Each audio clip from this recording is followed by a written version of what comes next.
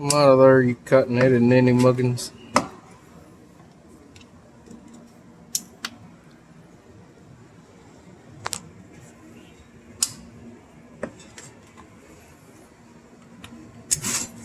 There she went.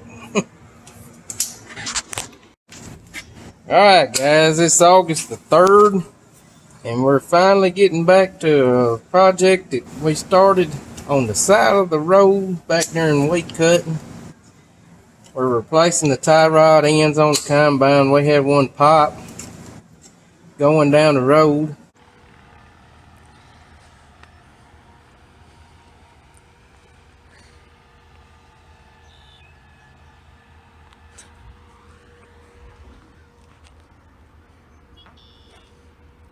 I'm no. That's not all bad. Gotta get the Snapchat. I'm no farmer, but I don't think the wheels are supposed to go that way. And we thought that we had a spare one on the shelf, so we just used it to get us home. And we got to looking, and the toe end wasn't exactly right, so we got two brand new tie rod ends we're gonna put on it, and we're gonna get the toe end right on it. That way, this baby will be ready to start selling corn.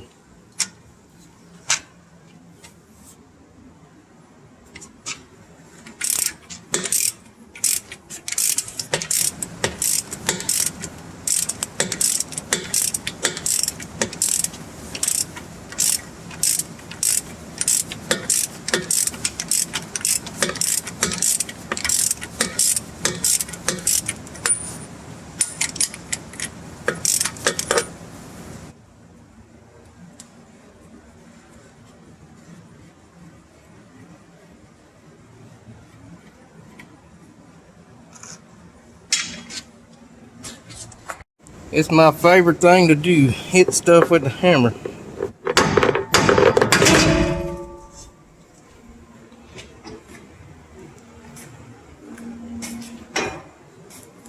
Did you get it?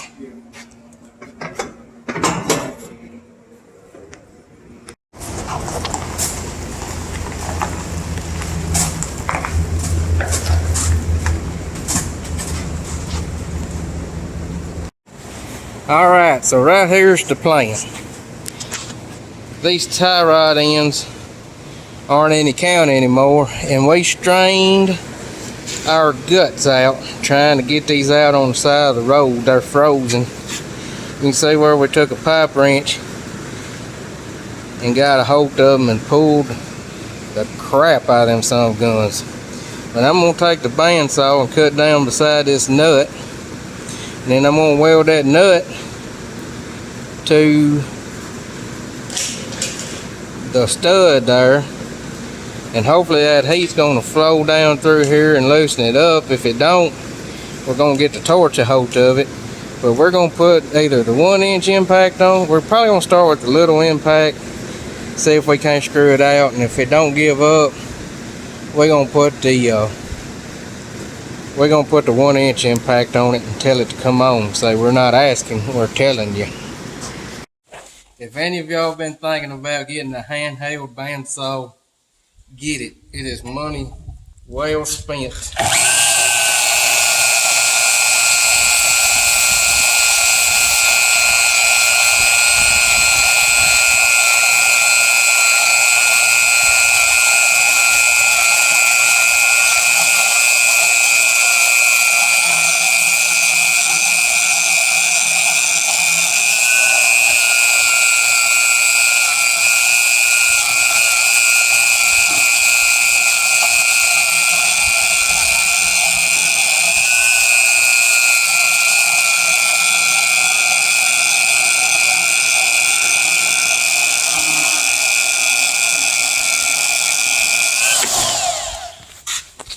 Perfect.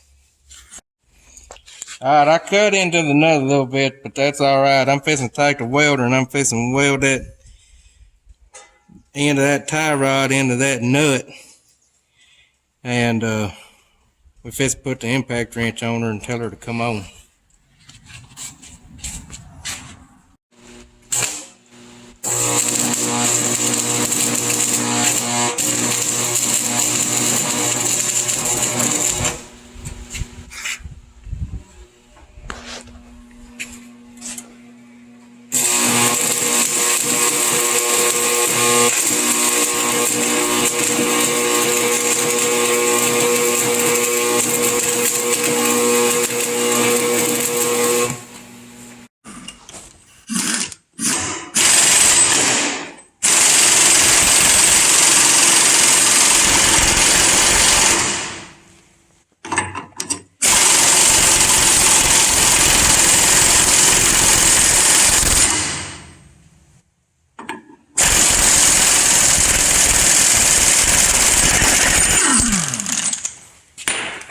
That's so much easier than the other way we tried to do that.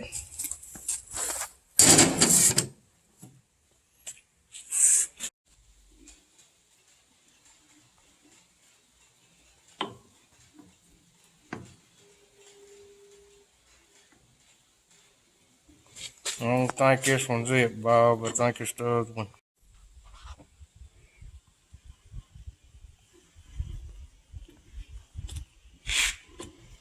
Nice.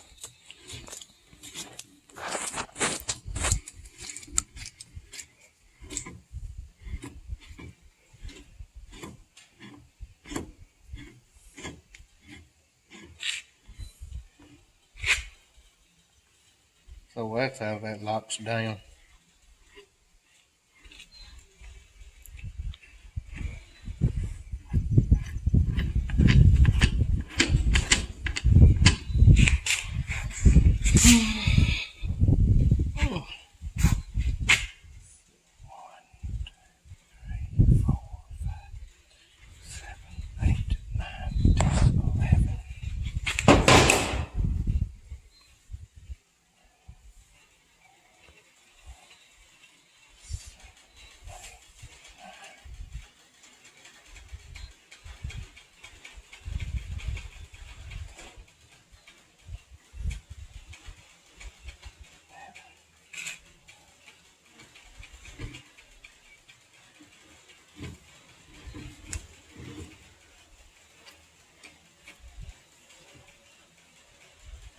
Alright, we'll do the final adjusting when we get it on the combine. Alright, let's do the other end.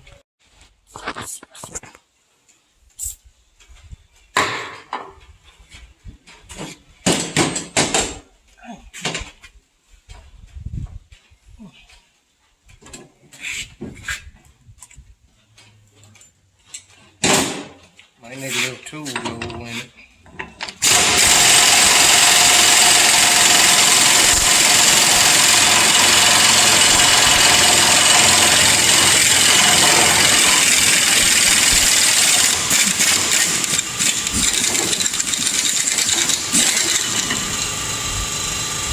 All that rust on there from them years of being on there.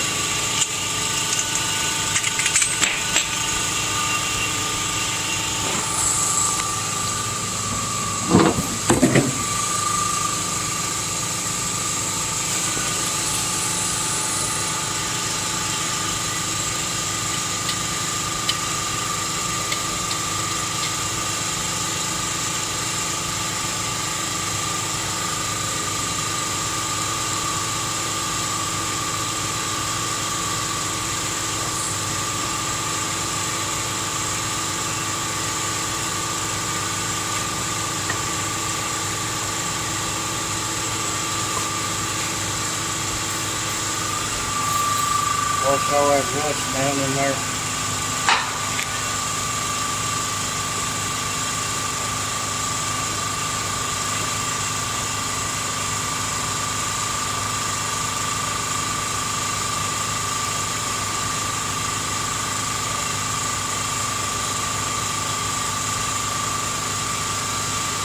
We're gonna go get our tech manual and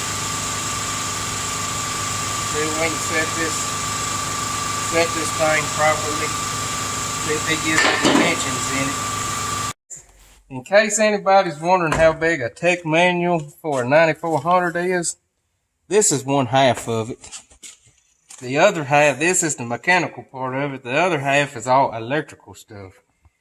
And if you're going to own one of these combines and it's getting some age on it, you just best go and spend the money on it, because it makes it a heck of a lot easier to find all the electrical gremlins on it. Because as these combines age, and they were some of the first combines that had a lot of electrical stuff on it, you're going to need to know that electrical stuff. And that tech manual was worth every penny I spent on it.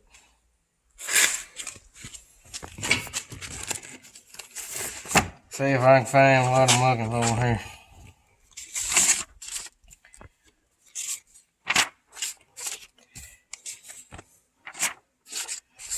Let's see. General, powertrain, hydraulic, operator, contour master, separator, drain tank. Safety.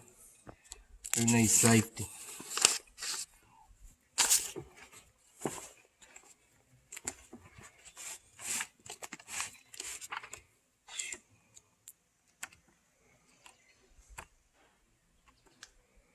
I guess we'll just thumb through here till we see a picture of the butt end.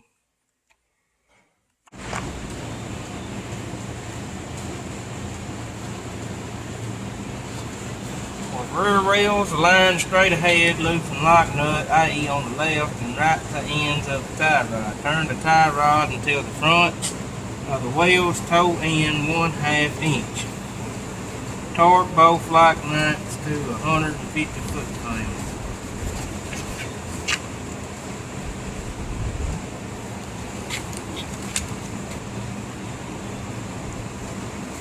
I wonder if we're gonna have to jack the rear end up. Probably. Well, that's all it's got to say about that.